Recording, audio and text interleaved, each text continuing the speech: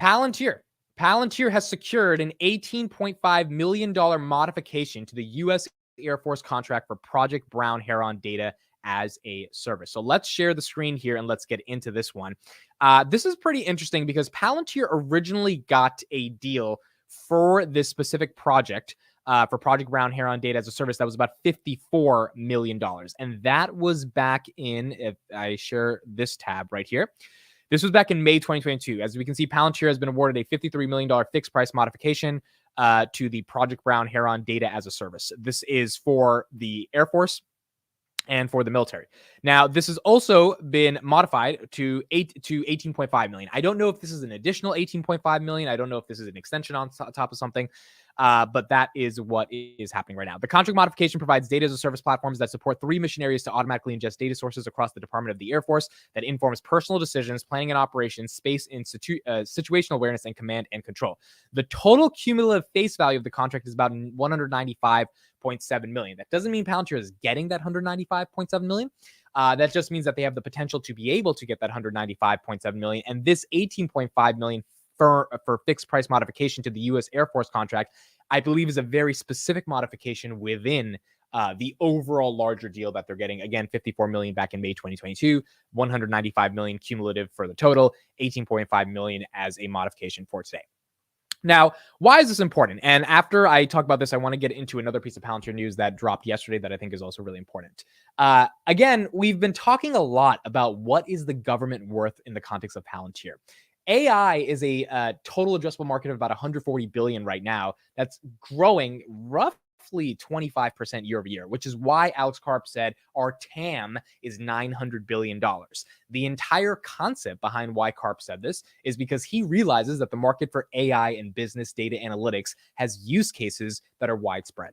And one of those use cases is in the government. And so this is something that I've been thinking about for a very long time, which is just, if Palantir is not able to scale commercial as quickly as we think they can scale commercial, what are some other parts of the business that we know are secure and can scale? And one of those just happens to be the governmental business. The government's going to be one of the biggest use cases of AI on the battlefield, in operational warfare, and in general in mission critical situations, or even in basic situations, just working within the DoD, legal defense departments, all the different places that the government could be able to use artificial intelligence. And it's not just going to be ChatGPT and things of that nature, which are very important. And Palantir has actually been using GPT-3's open API to be able to understand large language models within workflows in their own business in different ways. But it's going to be different, more advanced use cases of it that's not as simple as asking something for an answer.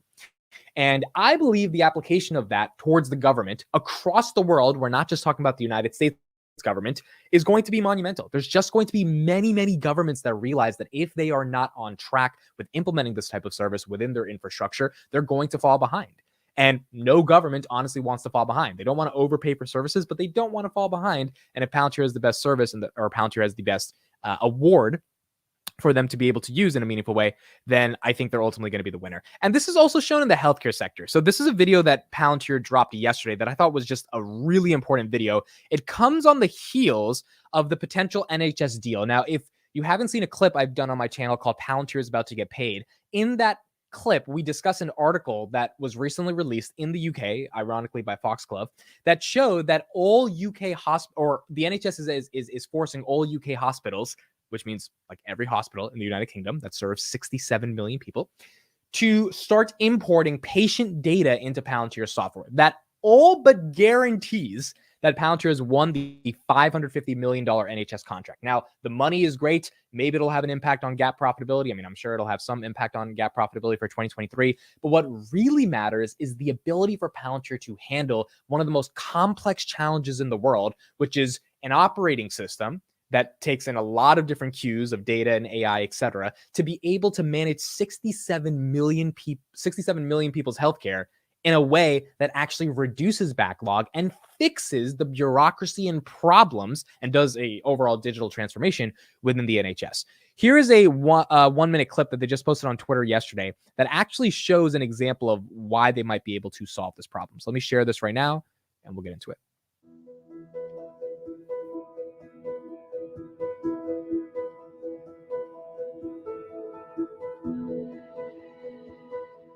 So it's incredibly complicated, and staff at the NHS had to spend literal days each week bringing together and checking all of these systems for updates on the pathway and bringing that all together into an Excel spreadsheet known as a patient tracking list, or PTL.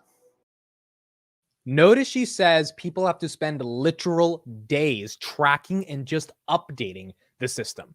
I mean, this is a matter of quite literally life or death. I don't mean to be dramatic about it, but the reason the NHS is putting up half of $1 billion for this contract is because this is a big deal, and people in the NHS are tired of the bureaucracy and the backlogs and the wait times. And I know this because a lot of people in the NHS or in the UK comment on my videos, and this is a real problem that Palantir is trying to solve.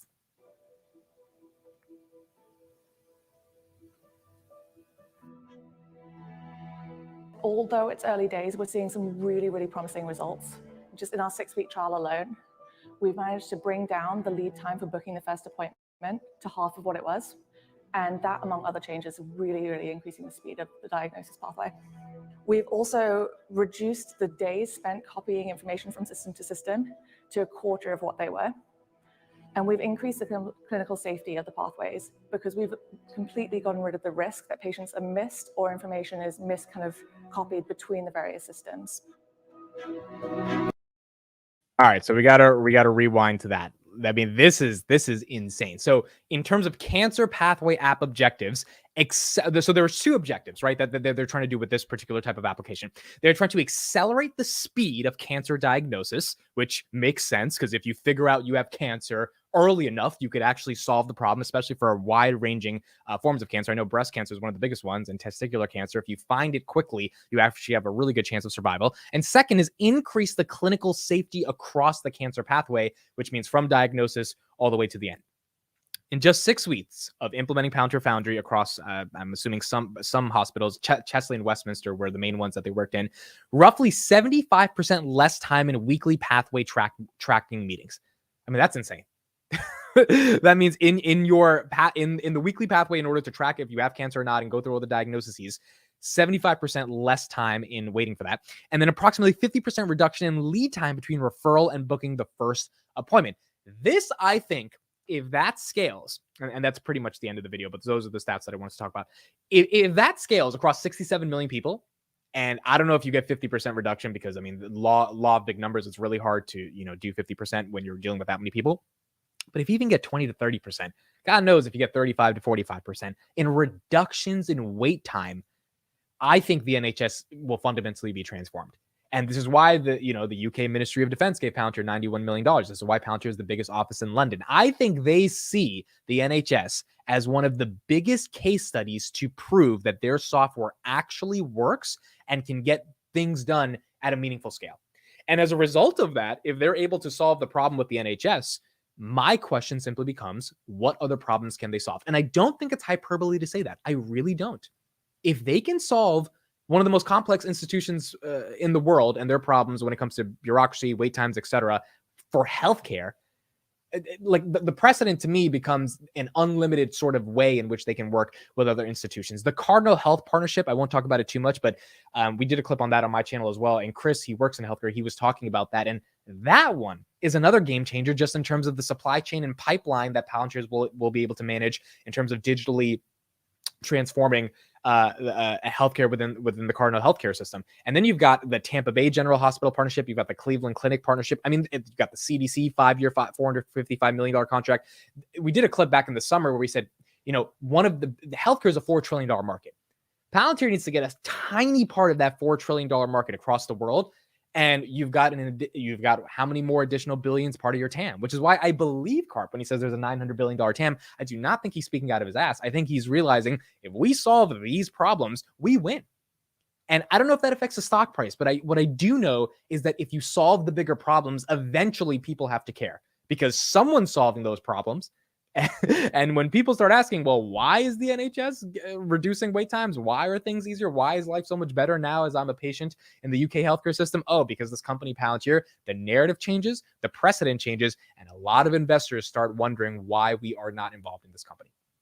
And I think that'll be the same when it comes to institutional investors as well. So overall, Palantir, $18.5 million contract working with the NHS, most likely getting this $550 million contract. And we will see where it goes from there in the world of Palantir.